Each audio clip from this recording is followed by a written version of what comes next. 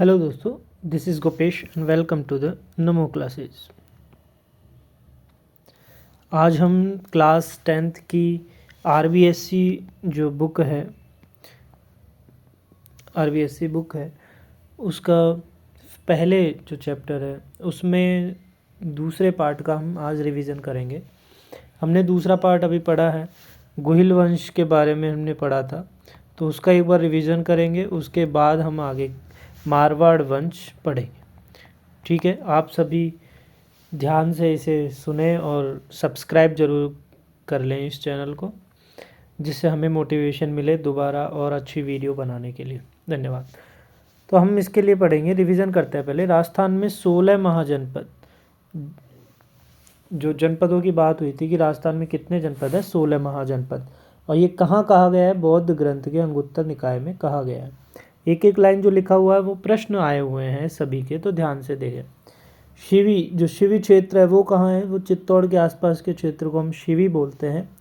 शाल्व जाति, कई बार जनपदों में प्रश्न पूछ जाता है, शाल्व जाति किस स्थान पर रहती है, तो अलवर के कुछ भागों में, अलवर के आसपास शाल्व जनजाति रहती थी। और चेदी जनपद, मत्स्य जनपद, जो अलवर के आसपास का क्षेत्र मत्स्य जनपद कह जाता है, उसी के आसपास चेदी जनपद था। कई बार पूछ लेते हैं चेदी जनपद किधर था, बांसवाड़ा के साइड, चित्तौड़गढ़ के साइड, अलवर के साइड, जयपुर, तो हमें ये ध्यान रखना है। राजपूतों की उत्पत्ति के बारे में इस बुक में बात हुई है, तो हमने इसको डिटेल से अपनी बुक के साथ पढ़ा हुआ है। अभी हम केवल रिवीजन कर रहे हैं, इसलिए हम जल्दी जल्दी करेंगे। ठीक है, राजपूतों की उत्पत्ति के लिए क्षत्रिय किसने कहा है, कि राजपूत जो थे वो क्षत्रिय से उत्पन्न हुए थे। तो गौरीशंकर ओझा और सीवी वैद्य, गौरीशंकर और ओझा और सीवी वैद्य, इन दोनों ने कहा कि जो राजपूत हैं वो क्षत्रिय से उत्पन्न हुए हैं, क्षत्रिय। लेकिन पृथ्वीराज रासो, एक बुक है चंदबरदाई की, उसने कहा कि चार जो राजा थे, चार जो वंश थे, वो अग्निकुंड से उत्पन्न हुए हैं। चौहान, चालुक्य, परमार और प्रतिहार। ये इसमें चौहान सबसे शक्तिशाली थे। तो चौहान, चालुक्य, परमार, प्रतिहार, ये पृथ्वीराज रासो कहता है कि अग्निकुंड से उत्पन्न हुए थे। और ब्राह्मण कहने वाले कि ब्राह्मण कुल से उत्पन्न हुए हैं। डी.आर. भंडारकर, ये कहते हैं कि जो गुहिल वंश की उत्पत्ति हुई ये ब्राह्मणों से हुई। बिजौलिया शिलालेख कहता है ब्राह्मण से हुई। और गोपीनाथ शर्मा भी कहते हैं ब्राह्मण। गोपीनाथ शर्मा कहते हैं जो गुहिल वंश है वो गुहेदत्त जो ब्राह्मण था उनके वंशज है। और डी.आर. भंडारकर साहब नागर ब्राह्मणों से गुहिल की उत्पत्ति बताते हैं। ये तो कहते हैं गुहेदत्त जो है इनके ब्राह्मण के है, गोपीनाथ। और भंडारकर साहब क्या कहते हैं, नागर ब्राह्मणों से उत्पत्ति हुई है। और बिजोलिया शिलालेख वत्स गोत्रीय ब्राह्मण बताता है कि गुहिल वंश की उत्पत्ति वत्स गोत्रीय ब्राह्मण से। तो ध्यान रखना, ब्राह्मण के लिए कौन कौन है, तो ब्राह्मण में डी.आर. भंडारकर हैं, ब्राह्मण भंडार रखते थे हर चीज़ों का, तो इस तरीके से कह सकते हैं हम। और गोपीनाथ शर्मा खुद ब्राह्मण है, तो शर्मा साहब ने तो कहा ही है, शर्मा साहब कहेंगे कि हम जो गुहिल है वो तो ब्राह्मणों से ही हुए हैं। और ब्राह्मण क्या रखते हैं, भंडार रखते हैं, तो हम इस तरीके से कह सकते हैं ब्राह्मण भंडार रखते हैं। और गोपीनाथ शर्मा साहब भी ब्राह्मण बोलेंगे ही, इस तरीके से हम याद इन्हें रख सकते हैं। शक सीथियन, तो विदेशी जातियों से कहा है कि विदेशी संतान थे, तो जेम्स टोड ने शक सीथियनों से कहा है कि गुहिल शक सीथियन से उत्पत्ति हुई। और स्मिथ ने कहा है कि गुहिलों की वंशी गुहिल जो उत्पत्ति हुई वो ऊँटों से हुई। ये जरूर ध्यान रखें। गुहिल वंश के बारे में अबुल फजल कहते हैं कि ईरान के शासक 9 शेखा से संबंधित करते। तो प्रश्न आ जाएगा, ईरान के शासक 9 शेखा से संबंधित है गुहिल, ये किसने कहा, ये कहा है अबुल फजल ने। और गोपीनाथ शर्मा साहब ब्राह्मणों से उत्पत्ति मानते ही है। अब हम स्टार्ट करते हैं बप्पा रावल के बारे में, क्या इस बुक में इंपॉर्टेंट कहा गया है।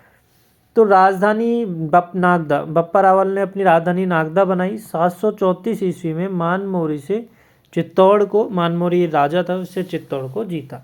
और कैलाशपुरी में एक लिंग मंदिर का निर्माण किया। कैलाशपुरी में अभी जो 7 फरवरी को इलेक्ट्रॉनिकल इंजीनियरिंग का एक 7 फरवरी को एग्ज़ाम हुआ है 2025, 7 फरवरी, इसमें ये क्वेश्चन जो है ऐसे कि ऐसे पूछा है कि कैलाशपुरी में एक लिंग लकुलिश मंदिर किसने बनवाया, तो वो आंसर था बप्पा रावल। और सीवी वैद्य, चार्ल्स मार्टेल कौन था, फ्रांस का था सेनापति, तो सीवी वैद्य ने चांस मार्टेल से बप्पा रावल की तुलना की है, ये हमें ध्यान रखना है। नागदा कैलाशपुरी में मंदिर, चार्ल्स मार्टेल से तुलना। जैत्र सिंह, इसके बाद जैत्र सिंह होते हैं 1227 में, जिनका इंपॉर्टेंट भूताला का युद्ध है, जो कि किससे हुआ? इल्तुतमिश से। प्रश्न बनता है इल्तुतमिश से भूताला का युद्ध किसने किया? जैत्र सिंह ने। और ये किस बुक में लिखा गया है कि भूताला का युद्ध हुआ 1227 में? हम्मीर मद मर्दन में। और हम्मीर मर्द मर्दन जयसिंह सूरी की रचनाएं हैं। और इसमें एक तो कहा गया है कि इल्तुतमिश भूताला के युद्ध में हार गया, और इल्तुतमिश को हम्मीर कहा गया है। हम्मीर किसका नाम दिया? इल्तुतमिश का। किसमें? जयसिंह सूरी की रचना जो हम्मीर मद मर्दन है, इसमें ध्यान रखें, हम्मीर मद मर्दन जयसिंह सूरी की। और एक बुक और है हम्मीर हट, ये आप बताएंगे कि हम्मीर हट किसकी रचना है, ठीक है। हम्मीर हट किसकी रचना है, ये आप अपने कमेंट बॉक्स में बताएंगे। आगे रतन सिंह, हम्मीर रासो एक मैं बता देता हूँ, एक हम्मीर रासो और है, हम्मीर रासो ये भी बताएंगे। हम्मीर रासो ये जोधराज की है, ये ध्यान रखें। आप हम्मीर हट बताएं कि किसकी है। हम्मीर हट और सुरजन चरित, सुरजन चरित किसी और के बारे में है, लेकिन हम्मीर हट जो है ये गोहिल वंश के हम्मीर के बारे में है, तो आप इसके बारे में बताएंगे। रतन सिंह आगे 1303 में अलाउद्दीन खिलजी आक्रमण करता है पद्मिनी के लिए, जो पद्मिनी के लिए आक्रमण करता है, और इसमें रतन सिंह केसरिया करते हैं, उनकी रानी शाका करती है पद्मिनी, और राजस्थान का सेकंड शाका इसे बोला जाता है। तो पहला हुआ था वो 1301 में, पहला माना जाता है रणथंभौर में जो हुआ था। और जो अलाउद्दीन खिलजी है चित्तौड़ पर आक्रमण करके अपने पुत्र खिजगा को ये सौंप देता है, और उसका चित्तौड़ का नाम रख देता है खिजराबाद। क्या रखता है? खिजराबाद। तो ये आप जरूर ध्यान रखें। इसके बाद जब खिज्र खां रहता है, तो खिज्र खां फिर वापस दिल्ली चला जाता है सौंप के। फिर राणा हम्मीर, जो राणा हम्मीर यहाँ पे रतन सिंह के बाद में ये राहब शाखा जो है इनकी ख़त्म हो जाती है, रावल शाखा, ये जो रावल शाखा ये ख़त्म हो जाती है। इसके बाद में हम्मीर जो है राणा शाखा प्रारंभ करते हैं, राणा शाखा को 1326 में, और इसलिए इसे मेवाड़ का उद्धारक भी माना जाता है। ये 7 फरवरी को एक एग्ज़ाम हुई थी इलेक्ट्रॉनिक इंजीनियरिंग की, उसमें 7 फरवरी 2025 को, उसमें ऐसे कि ऐसे मेवाड़ का उद्धारक कौन माना जाता है? राणा हम्मीर। आपको ये प्रश्न जो आए हुए हैं अभी एग्ज़ाम में वो भी हम करवाएंगे, जिससे आपको पता लगे कि प्रश्न आ भी रहे। विषम घाटी पंचानन किसे कहा गया है? राणा हम्मीर को। किस में कहा गया है? कीर्ति स्तंभ प्रशस्ति में। सिंगोली का युद्ध, सिंगोली का युद्ध सिंगोली बांसवाड़ा के पास में है, और सिंगोली का युद्ध में मोहम्मद बिन तुगलक को हम्मीर ने हराया। किसने हराया? हम्मीर ने। राणा लाखा इसके बाद में बनता है, जिसका पुत्र चूंडा था, जिसे भीष्म पितामह ऑफ राजस्थान कहा जाता है। और चूंडा के लिए हंसाबाई का जो है वो रिश्ता आया था, नारियल आया था, लेकिन लाखा ने मजाक मजाक में कह दिया कि बुढ़ापे या हम बूढ़े के लिए किसने नारियल भेज दिया, तो चूंडा नाराज़ हो गया इससे, और फिर हंसाबाई का जो विवाह है वो लाखा से हो गया। लाखा से विवाह होने के बाद चूंडा ने कसम खाई कि जो हंसाबाई और लाखा से जो पुत्र उत्पन्न होगा, मोकल हुआ, वही राजा बनेगा। जो चूंडा दूसरा पुत्र था वो राजा नहीं बनेगा या कभी नहीं बनेगा, इसलिए इसको भीष्म पितामह कहते हैं। फिर इसके बाद राजा मोकल बना। मोकल मेहपा पवार ने उसकी हत्या कर दी, इसमें इम्पोर्टेंट इसी के लिए यही है। अब मेहपा पवार की हत्या कर दी, कुंभा ने बदला लिया मेहपा पवार को मार करके। और कुंभा का इम्पोर्टेंट राजा है, इसके बारे में ध्यान रखें, हिंदू सुल्तान इसे कहते हैं। और सारंगपुर का युद्ध इसने सबसे पहले किया 1437 में महमूद खिलजी के द्वारा। महमूद खिलजी जो है ये मालवा का शासक था, और मालवा से संबंध अच्छे नहीं थे कुंभा के, तो महमूद खिलजी ने सारंगपुर में युद्ध किया, और कुंभा इसमें जो है जीत गया। सारंगपुर का युद्ध 1437 में, और फिर इसने जीतने पर विजय स्तंभ का निर्माण किया। 1453 में मारवाड़ से मंडोर छीन लिया, जोधा को भगा दिया वहाँ से। फिर बाद में इन्होंने संधि की, और जोधा की पुत्री थी श्रृंगार देवी, उससे अपने पुत्र जो रायमल था उससे विवाह उसका करवा दिया। 1456 में चंपानेर की संधि हुई। अब महमूद खिलजी और कुतुबुद्दीन के, क्योंकि गुजरात का राजा था कुतुबुद्दीन, मालवा का महमूद खिलजी फर्स्ट था, दोनों हरा नहीं पाए कुंभा को, तो इन्होंने संधि की कि एक तरफ से तुम आना, एक तरफ से हम फिर कुंभा को हराएंगे। लेकिन फिर भी इसके बाद जब युद्ध किया तब भी कुंभा ही जीता। श्यामल दास जी कहते हैं कि 84 दुर्ग जो मेवाड़ में, उसमें से 32 दुर्गों का निर्माण तो कि कुंभा ने ही करा है। इसके कुंभा के शिल्पी मंडन था और एकलिंग महात्म्य, इसके संगीत गुरु थे कान्ह व्यास, उन्होंने एकलिंग महामात्य रचना लिखी। कुंभा ने खुद ने भी कुछ रचना लिखी, जैसे संगीत राज, संगीत मीमांसा, सूड प्रबंध और संगीत रत्नाकर पर टीका। ध्यान रखिए, संगीत रत्नाकर नहीं लिखी, संगीत रत्नाकर पर एक टीका की रचना की। और संगीत राज, संगीत मीमांसा, सूड प्रबंध, ये तीनों रचनाएं कुंभा ने की। और कीर्ति स्तंभ प्रशस्ति इन्होंने लिखवाई, जिसके रचयिता अत्रि और महेश थे। कुंभा के पुत्र उदा ने 1468 में कुंभा की हत्या कर दी। उसके बाद सांगा जो है 1509 में शासक बना और उनके शासक बनने के समय मालवा के शासक थे नासिरुद्दीन।